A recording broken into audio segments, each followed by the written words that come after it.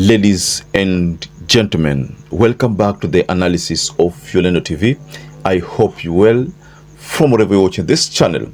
There's a statement that Ichungwa issued in Parliament. It's a very, very strong statement which I want us to go through, ladies and gentlemen. Honorable RIGATHI Gachagua is the one who directed goons he mobilized to go and murder my parents. So Ichungwa shocked the nation when he revealed to the people that RIGATHI Gachagua was planning to have the family of Ichungwa disappear. Of course, it's like he was planning some sort of murder on the family, the parents of Ichungwa.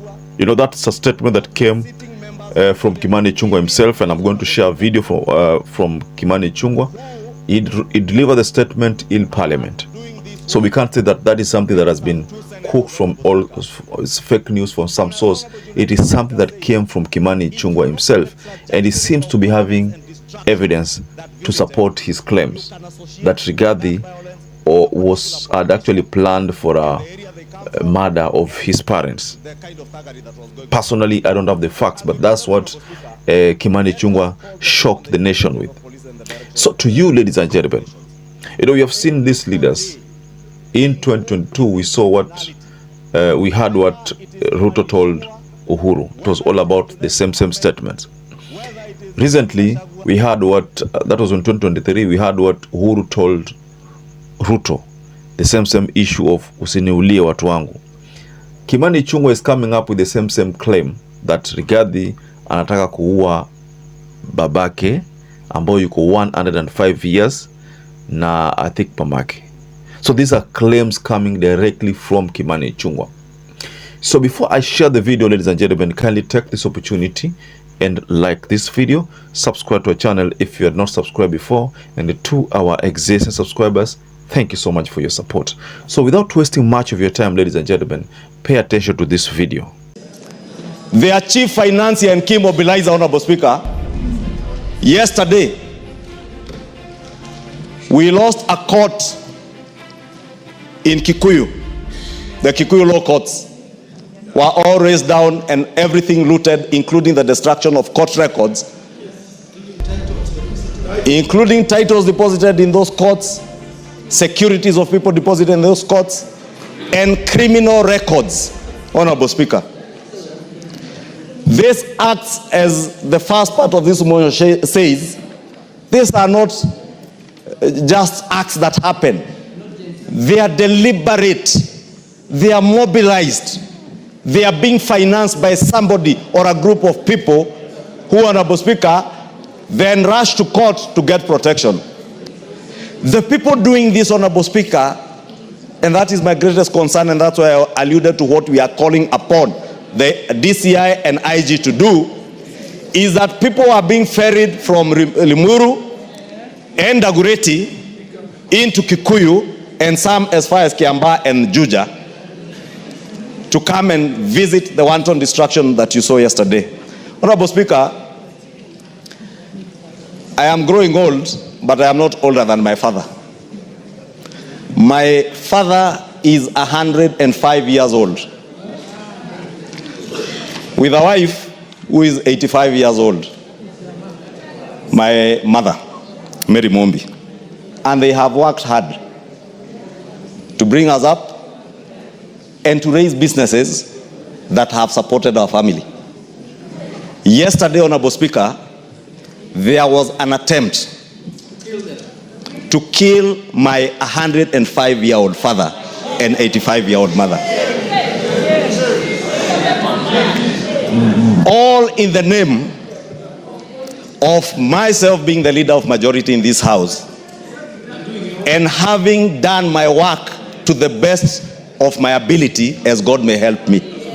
And I saw by the Bible, Honorable Speaker, standing before you, that I will execute my duties without fear, without favor, and to the best of my ability. And I will continue to do that, Honorable Speaker.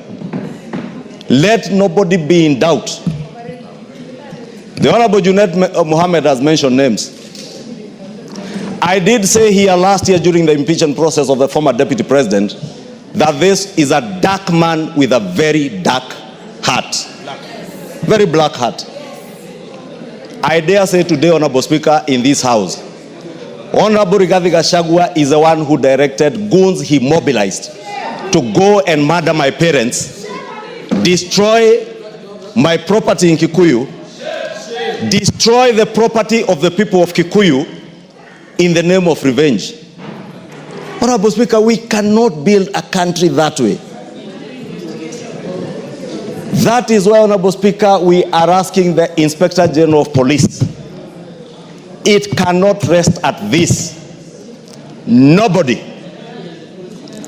not Kimani Ichungwa, not Rigathi Gachagua, not the sitting members of parliament in this house, Honorable Speaker,